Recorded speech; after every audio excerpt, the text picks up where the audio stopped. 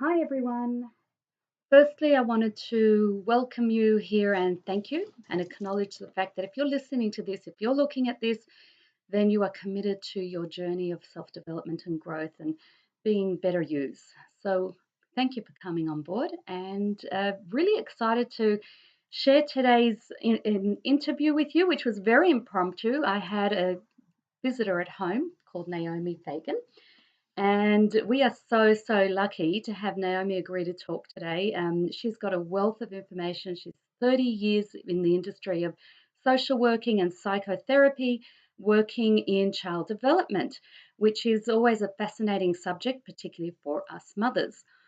So Naomi's going to share a little bit of, her beautiful insights and work that she's done over the years. And I'm going to ask her some questions that I hope will be relevant to you all.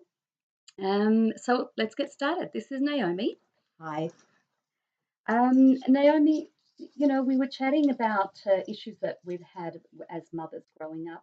What would you say would be the biggest issue that seems to come up for you? And I know you work in Israel and things might be a little different, but what do you think the challenges that mothers face today? Look, it's hard to do it all, to be a good mother, to have a job, to be a good wife.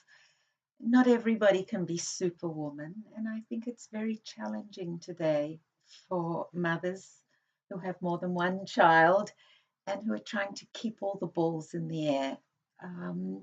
So that's the overall. Mm, If I cut it down, I would say that a lot of the parents I've seen over the years have a lot of trouble setting limits for their children and making clear boundaries and mm, rules for them. mm, And the reason that it's so difficult is that they feel very guilty. If you don't see your children a lot, you come home from work and you're tired and you've got to get dinner on the table, or the kids were with grandma and grandpa and you're hardly seeing them, it's very hard to say no when they are demanding and, or whiny or clingy, or you just want them to be happy and make them happy. mm-hmm. And a lot of instant gratification, which is really not good parenting or good mothering, and not a good idea. So that's one thing. And if we're in a hurry and we just want to do things quickly, we don't always listen to our children. Yeah, yeah.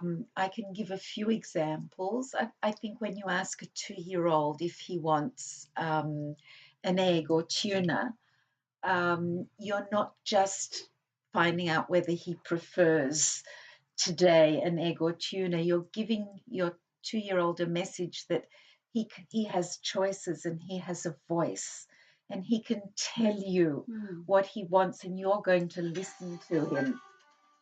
And Well, I'll turn that off. You continue. Sorry. okay, children are really excited about being listened to, um, and discovering that they're important people and that they have a voice. So that's something that I tell parents to be more sensitive to. And the other is to try to understand what your child is trying to tell you through his behavior.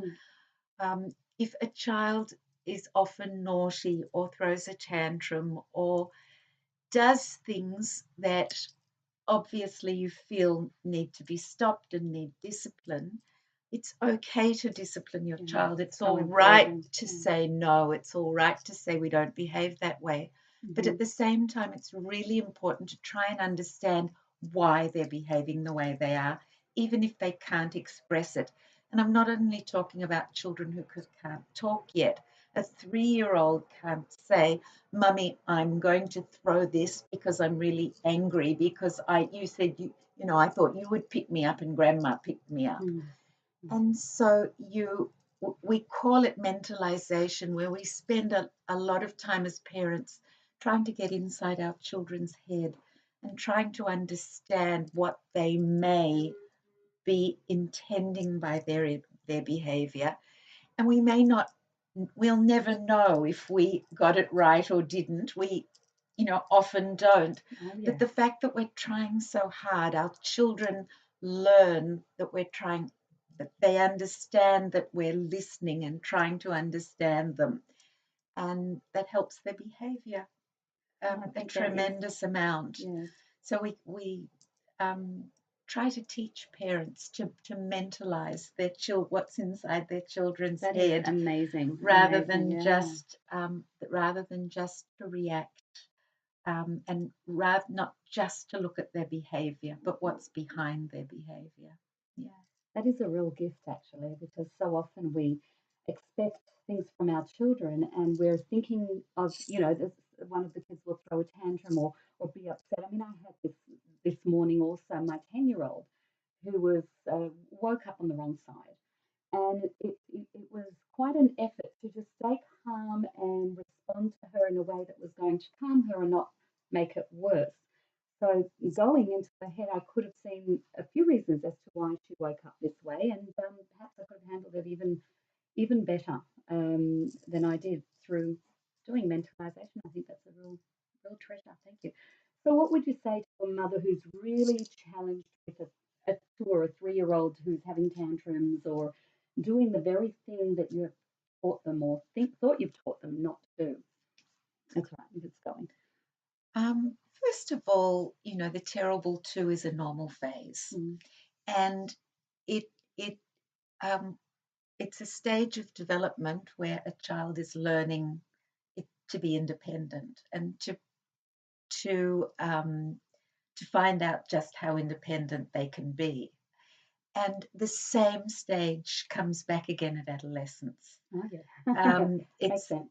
It happens at age 2 and 3, and then it happens again in adolescence, when adolescents also want to test the boundaries and become more independent, but aren't independent and need their parents. And it's a give and take, and it's a trial and error, and the child learns who they are and what they are by their parents' reactions. Mm. So first of all, it's very, very normal. And if children aren't rebelling and saying, me and by myself and go away and I do it and don't want it and that sort of thing, Yeah. that's a wonderful thing, because they're learning to do things on their own, but they're also learning that what they can and what they can't. So the boundaries have to be then very, very clear. First, we have a bath, then we have dinner, and then we'll read a story, and then we'll go to sleep.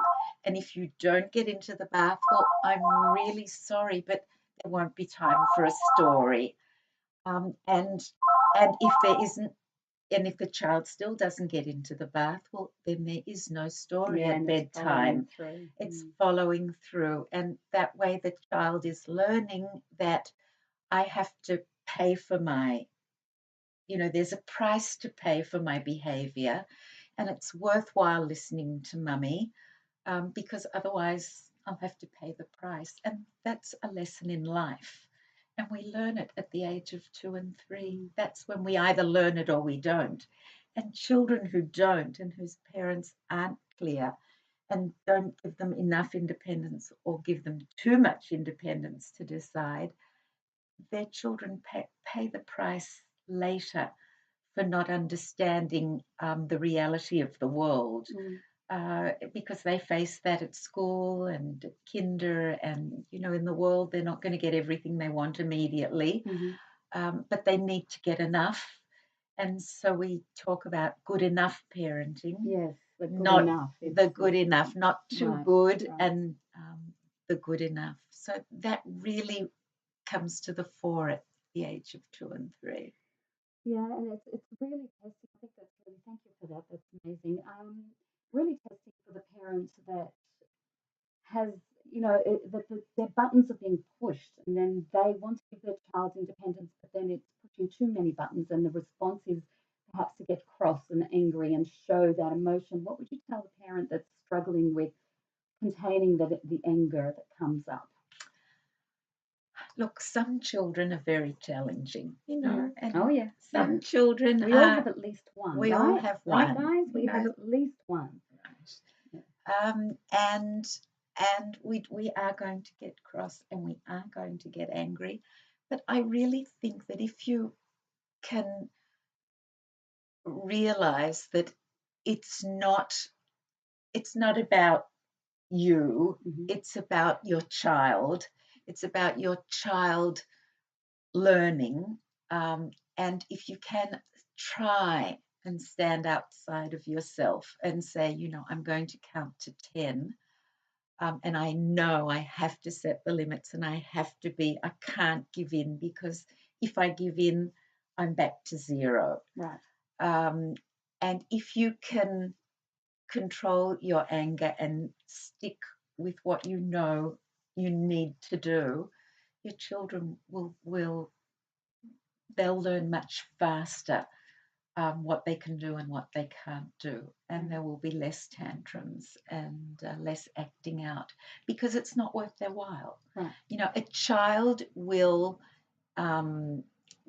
carry on as long as it works, and as long as he knows that it's going to work, he'll keep doing it. But Right. if it's not going to work, there's absolutely no point in doing it. And it's interesting because I know through experience with one of mine that, you can be consistent, say, 8 times out of 10, but it's those 2 times that you were inconsistent that cause the child to learn it's going to work eventually. If I cry for a certain amount of time, if I tantrum for a certain amount of time, even the 2 times out of 10 worked, which means the 2 times out of 10 mean that you're in a much worse position than you were in the beginning. Yeah. Because what the child learns from number 9 and 10 is that he has to be even more obnoxious, because when 8 times, he was obnoxious, it didn't work. But the 9th and 10th time, he was so obnoxious that it worked. So you're actually reinforcing the negative behavior. And that's why you really have to be consistent. And it's just so hard. But you know what? It's issue by issue.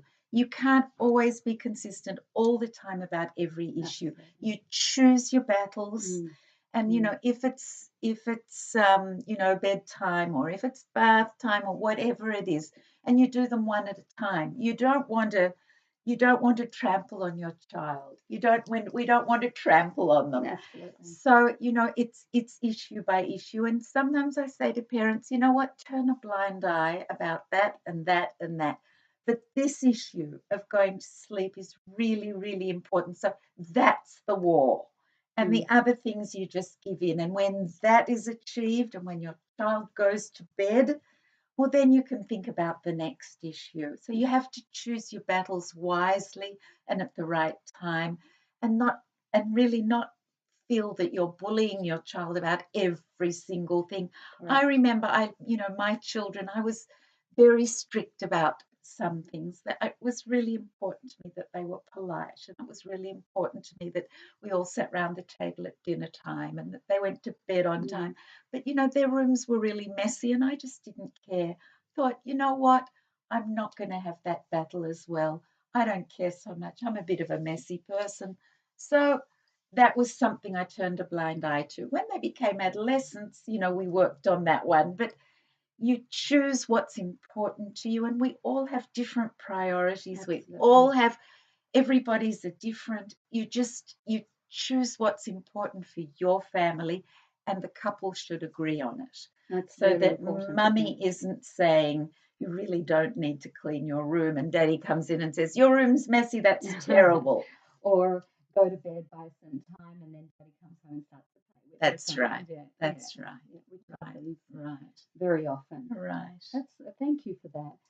And insofar as parenting is now with social media and everything, and the pressures on everybody, particularly mums who are at home a lot, and there's a lot of internal struggle when you're on social media and it's comparative. Then, mums' confidences are being challenged. I remember there were times in my life where I would look and think, are they doing it better? Are those kids better behaved? How come they're doing that and I'm not? I do remember that quite well. And there are other issues that come up around that, but the confidence of mothers and the struggles today, what message would you give? Every mother is different. Absolutely. Every child is different. every household is different, every marriage is different, everything is all different. And if you compare yourself to everybody else, there will always be a child who performs better, who behaves better. There will always be a mother who seems so calm, cool, and collected, and who never seems to get angry. It's not about being a perfect mother. It's just about having a good relationship with your child. And that's the only thing that matters, not what everybody else does, not what everybody else thinks. It's your personal relationship with your child that matters. Nothing else matters. And I think we're losing our instincts a bit because we're watching everybody else.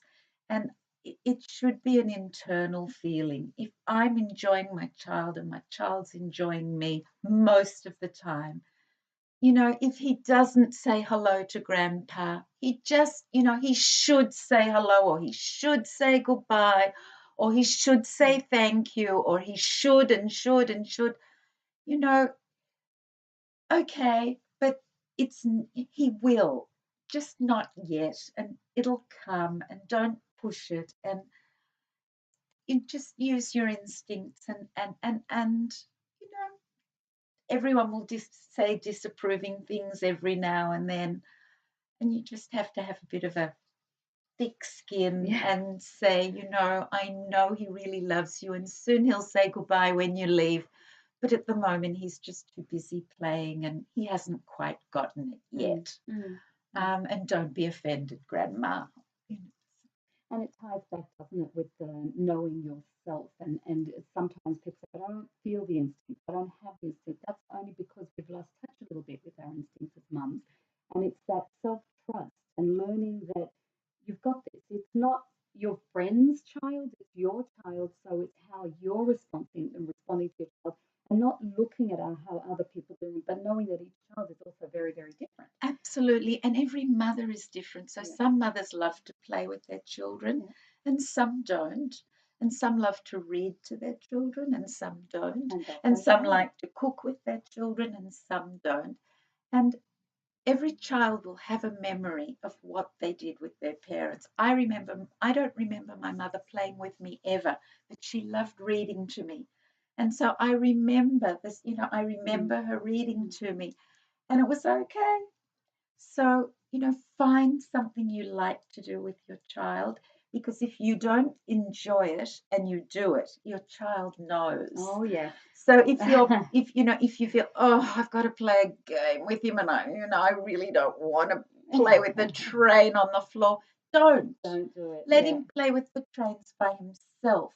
But if you really enjoy singing to him, he'll remember you singing to him. That's so true. I remember very clearly as you spoke, I had this memory of a friend of mine who used to cook and bake with their child, and they used to talk about it, and as they spoke about it, I became a little bit insecure and thought, I need to do that with my child. I'm going to do that with my child.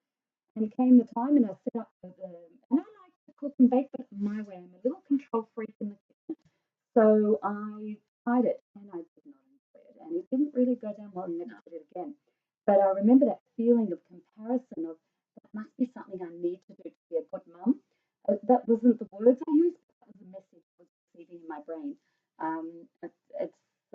It's different today when I know myself better and I'm accepting of myself, flaws and all, and everyone's got flaws, I've got them too, like everybody else, and I accept my flaws, so I'm not looking to do what other people do. I'm looking to do what's instinctive and right for me as a parent. And I have to say, as a grandmother, that I do with my grandchildren what I like to do as well.